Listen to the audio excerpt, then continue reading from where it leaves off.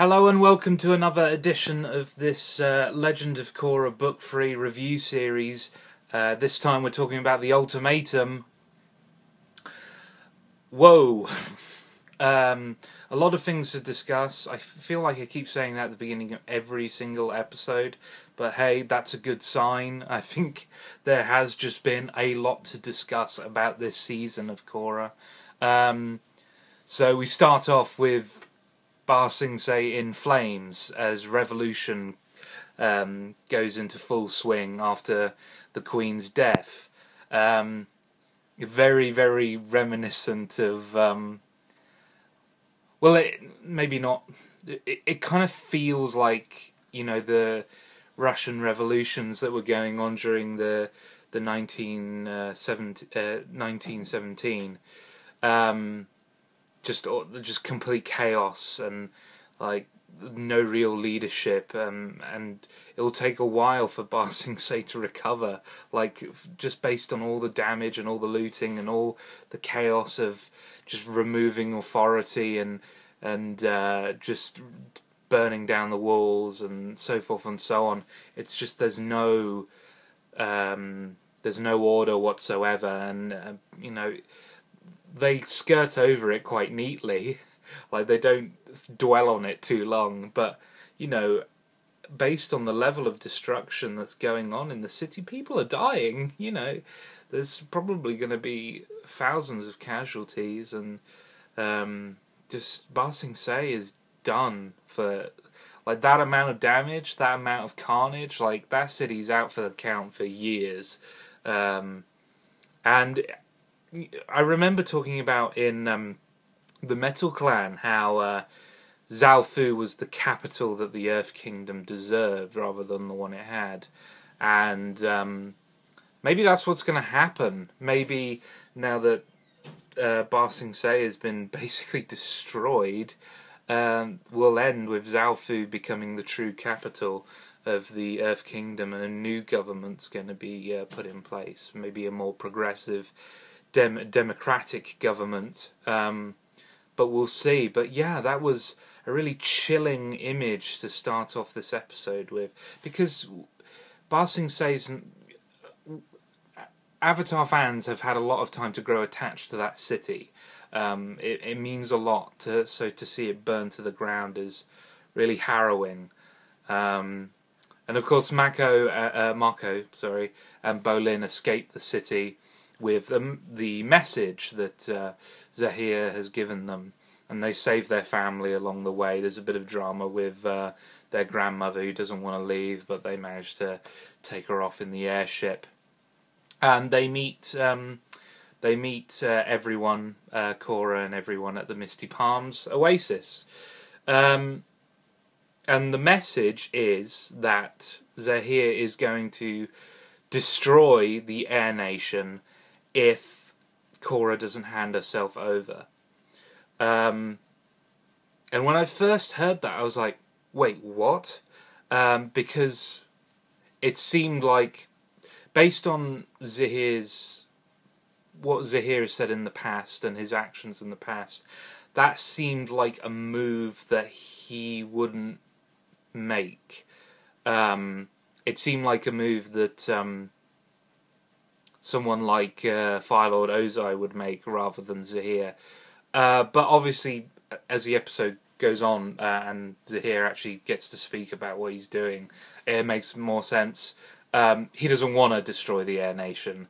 He doesn't want to do that. It's just he's tired of chasing Korra, and using the Air Nation as leverage is a good way of making her pay attention, because he can wipe out an opportunity to bring true balance to the world, in the sense that the Avatar is searching for balance in an instant, because the Air Nation is still so small. But he doesn't want to do that.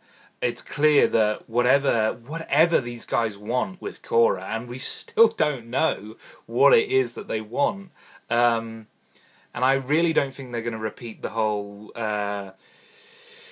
Dark Avatar storyline of season 2. I don't think they're just going to rip him out and do so. It doesn't seem like in Zaheer's character or what Zaheer's about. So we'll see. I don't know, but I think the writers wanted to get across that whatever they want with Korra is worth sacrificing the Air Nation in their eyes. So yeah, that's pretty scary. Um, yeah, and especially because, like, also the another part of my what reaction, we've demonstrated in the past that he has a lot of respect for the Air Nation as a culture. It's where it's the culture where he's based, where he's gotten a lot of his philosophies and ideals from. So it struck me as a move that Zaheer wouldn't make at first, and then the show gave me more evidence and stuff like that showed me actually, yes, I can see why he'd make a move like this. It's not a move he wants to make, but it's a move he's willing to make if pushed to doing so. So the team travel to Zaofu because it's the nearest place where they can get a radio signal out to the Northern Air Temple. And while that's happening, while they're trying to contact everyone in the Northern Air Temple, Korra decides to go into the spirit world to see if she can bump into Zaheer at the grove that she encountered him in the past. That's not what happens. She meets up with Iroh again. Always good to see Iroh, one of my favourite characters from the original series. Obviously not voiced by Marco, because unfortunately he died during the second season, and that's always been slightly awkward ever since book 3 of the original series and onwards. Like, it's always been awkward, a little bit awkward, seeing other actors try to mimic Marco's performance, because it's a good performance. All these actors are delivering good performances, but an imitation isn't the same as the real thing. It never will be, and you can always tell. It's always slightly awkward meeting Iroh again because of that, but I still he's exactly the kind of character that Korra needs to meet at this point in the story. And then of course he advises Korra to talk to Zuko, and Zuko talks about what Aang might do in that situation, that he'd be willing to sorry. That he talks about how Aang would be willing to sacrifice anything to save the Air Nation if he knew about the Air Nation's existence. The reaction that Zuko has when Korra tells him that he's spoken to his uncle is it's heartbreaking, because I don't know if that will actually land. The meaning behind that will land for people who are just seeing Korra and haven't seen the original series. But for original series fans, just because you know how important that relationship is to both characters, like the look on Zuko's face is just heartbreaking. Not heartbreaking, more heartwarming, sorry, is probably a better word to say, because it's like, oh my god, you spoke to my uncle. He probably hasn't seen his uncle in years and years, based on, how much time has passed. Like, Iroh was an old man when we left the original series, so, and it's been 75 years since the original series, so he's been dead for a long time, so... Yeah, it was really it was just a touching moment to have Zuko react that way.